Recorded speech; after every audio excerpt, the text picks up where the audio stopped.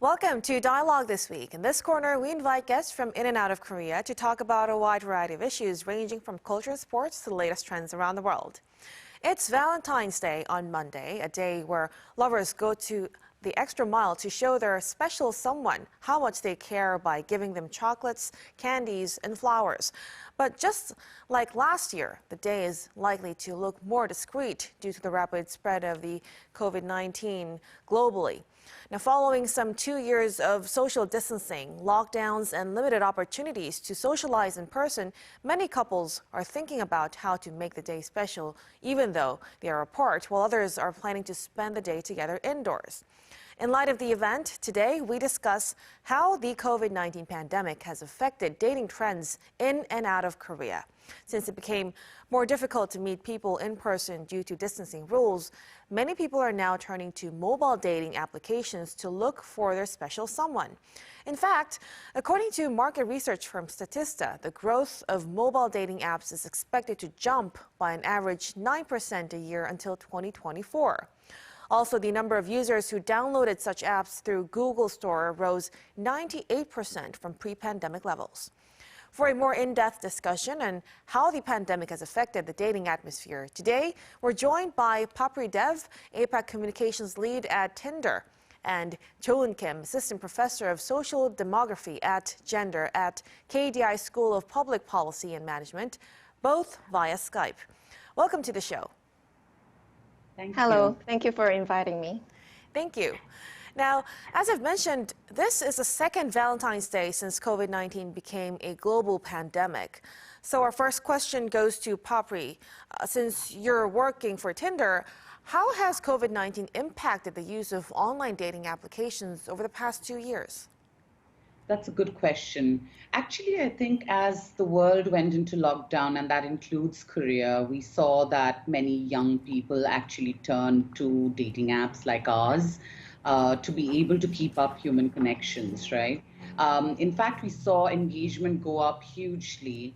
And on March 29th of 2020, we in fact saw that we broke 3 billion in terms of swipes. The first time that we saw that, so people were definitely much more on the app and were looking to connect with new people.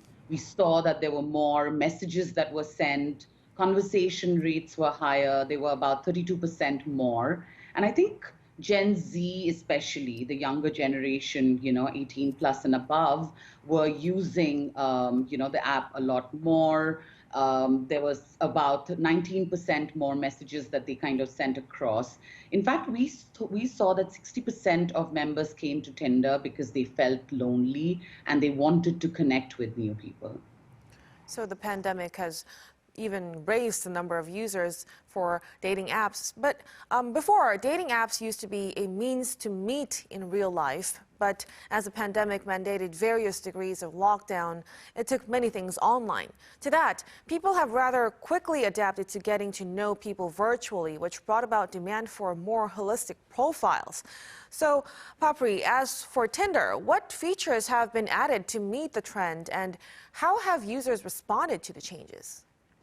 Right. I think what's happened is that, when Tinder first started, the swipe kind of exploded onto the world, and you could swipe on somebody, match, and then you would kind of go, into real life and meet that person for a coffee or a drink. But now the younger generation that lives a lot more, more of a digital life, are much more comfortable kind of, doing virtual dates. So we had video dating that came up during the pandemic. It's a feature called face to face that allowed people to make the first move and meet up with each other virtually.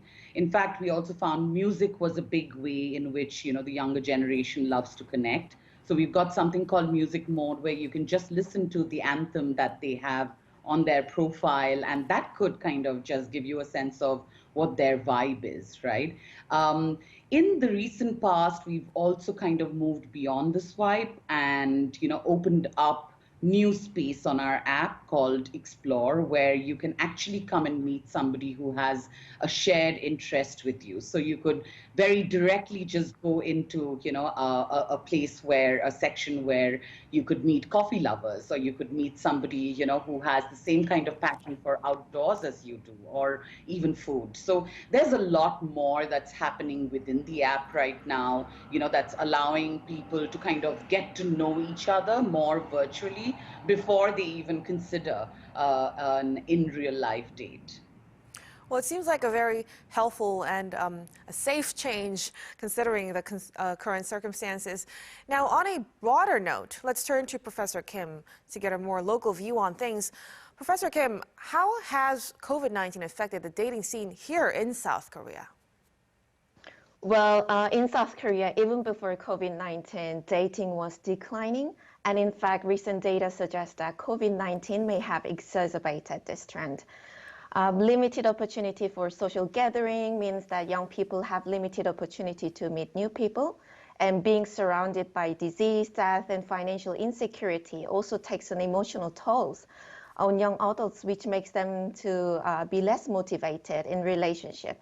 And according to a recent social survey conducted in South Korea, the proportion of young adults aged 25 to 35 who reported that they're in relationship increased from 55, who are not in romantic relationship, increased from 55% in 2018 and 62% in 2020. So in 2020 survey, almost 78% of these singles did not have a chance to meet people. Interestingly, the vast majority of singles in Korea are satisfied with their single life and not actively seeking for a date, which is in stark contrast to the surge in online dating app usage. Well, the drop actually seems to have been affected largely by the pandemic as well. But Professor, more time online also means more behavior associated with dating has also gone online. We now have Gen Z users reportedly making up the vast majority of the dating scene. What does your research say about the influence going online has had on the dating behavior of young adults? Well, there are lot of interesting research that shows that how online dating is quite different from conventional dating behavior. So on online dating, people tend to be more discriminatory based on appearance, and they tend to be more reckless in terms of their comments, which often leads to cyberbullying and sexual harassment. However, there's no conclusive evidence that online dating changed dating patterns.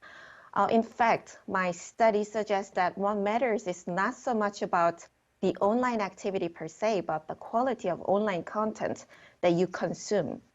So I find that among Korean men, young Korean men who spend more time online is more likely to report that they're not in relationship, and they're likely to be less interested in marriage. So it is possible that these people just have more time and spend more time online, but it is also possible that these anti-dating and marriage people may selectively consume information that reinforce their anti-dating behavior. So in Korea, there is a lot of tension between men and women online over gender issues, and there is a lot of misogynistic and misunderstood comments and ideas spread in multiple forums and platforms, which often garner a lot of attention and spark an online gender war. So according to my study, the online gender war, which has started since 2015, has actually reduced marriage rates and intentions to marry in South Korea. Well, that's kind of sad, but let's turn back to the dating crisis here in South Korea later as we speak. But before that, I heard about a phenomenon called Dating Sunday, where we see a tendency for people using dating apps to increase on the first Sunday of the new year, because many people revive their spirit to fall in love again in the new year. But with COVID-19 causing more people to spend more time at home and with lesser things to do in general, would you say there are certain periods where there is a significant increase or decrease in user activity, Papri? Yes, as you said, I think Dating Sunday is kind of a new phenomenon, especially in Asia. I mean, it's inherently been something, that has been there in the West. But I think more and more amongst younger people now We are seeing there's understanding and, they want to kind of, get in on these new trends, right? And Dating Sunday is actually the first Sunday of the year, as you pointed out. And we've seen actually online activity increase around Dating Sunday. It's not just Dating Sunday, but around Valentine's Day and even sometimes, before back to school seasons or even before, say, Halloween, right? Like, I think the reason is that, while younger people are coming to dating apps, not just to find that one person, but their intent is to kind of make a number of different connections and, to connect with somebody with a shared interest or passion. Now, going back to the dating crisis, the BBC reported that Tinder's data showed an increase of some 19% in messages sent per day compared to before the pandemic, and conversations are 32% longer. But nonetheless, here in South Korea, we're dealing with the so-called dating crisis. So, Professor Kim, can you explain what this phenomenon is and what impact does it have on our society? So the term dating crisis refers to the phenomenon where dating is no longer considered a social norm and is even despised among young adults. In fact, the dating issue may have a broad socioeconomic impact on Korean society because it leads to fertility crisis. South Korea has one of the lowest fertility rates in the world, and total fertility rates has fallen below 1, which means that the Korean woman on average have less than 1 baby during their reproductive years. In Korea, where practically all births occur within marital relationship, no dating, no marriage, and no babies. And as well as recognized, the fertility crisis is tied to the pension and healthcare system, as well as the possibility of political conflict between young and old over resources. Well, it's very concerning that the dating crisis is also going to affect the nation's population eventually. But not to take away from the Valentine's Day spirit, but this dating crisis seems to be something that could be universal in varying degrees depending on the country and culture. Papri, do you think this is reflected in Tinder usage as well? I think people's desire for connection is not going to go anywhere. We always want to meet new people, make new connections, move beyond our, small social circles, especially as we kind of stay more at home. And I think Tinder's constantly looking for ways to be able to give people, the ability to kind of connect more online. And that's how we kind of look at it when we are developing new features, right? I think our members generally come to Tinder not just to kind of find a romantic relationship, but find maybe even a travel buddy. I mean, we hear stories that are quite incredible that come out of countries where people have just found somebody in the neighborhood and they've kind of become friends, or they've kind of even struck up a conversation and decided to kind of open up a business together. So I think young people are changing how they define dating, and it's not just romantic, but it's also social discovery that they're kind of looking for, and that's the need that Tinder kind of fulfills. Well, that's some good news that, Tinder could be used in other kinds of connections to find more relationships other than, being lovers. But before we let you go, Professor Kim, so how do you think we should deal with this dating crisis here in South Korea? And do you expect things are going to get better after the COVID-19 pandemic? So first of all, as I mentioned earlier, dating crisis has been ongoing before COVID-19 in South Korea. For that reason, there's little reason to believe that dating crisis will just stop after the pandemic. And we have to approach this from multiple perspectives, but I would like to point out two things. One is gender issue, and another is work issue. The gender issue relates to the large ideological gap between men and women about gender issues. And I think it's time where both men and women make an effort to engage in healthy discussion and avoid gender hatred dialogue. So more agreement on gender issues could promote partnership in Korea. And another thing is the culture of overwork.